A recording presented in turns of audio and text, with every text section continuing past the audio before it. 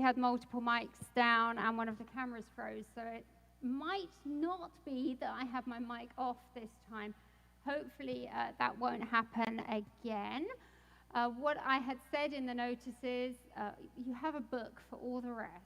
So hopefully you could watch my mouth move and follow along if you stuck with it. Services will resume in church next Sunday rather than waiting until Palm Sunday.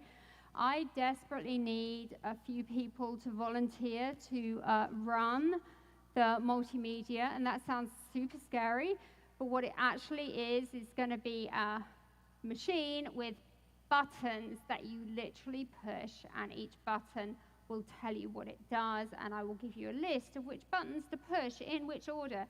I just can't manage the stream and services with people in church. So if you would like to volunteer, that's great. Our stream, except when the sound goes for no apparent reason, is a good stream. So I hope that you will think about that. You do not need to be technical. I will program it all behind the scenes, but you do need to be a not panicker. So if you're a panicker, it might not be a good job for you. All right, so the way services will work is that you will receive a link to a booking form. I'm really sorry, we have to continue to book. Next week, please listen carefully, service will be at 9 a.m. When that service fills up, I will think about what else to do. But I'm not going to put a bunch on and then have 2 people at each. So 9 a.m. and then I'll go from there. Palm Sunday, 9 a.m. and 10 a.m. Easter, 9 a.m. and 11 a.m. You do not need to remember those.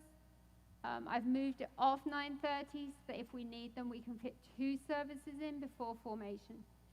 And I'm sorry this is very long, but just a word about numbers. It seems ridiculous that we are only allowed 25 people in a church that sits over 350.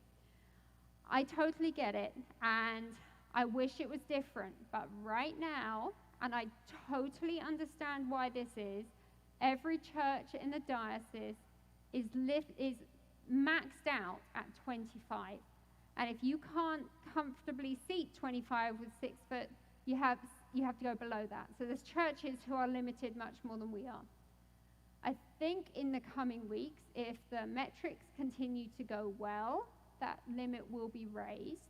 And for that reason, I am not releasing booking forms except a few days in advance, just in case things change. I have no inside knowledge here.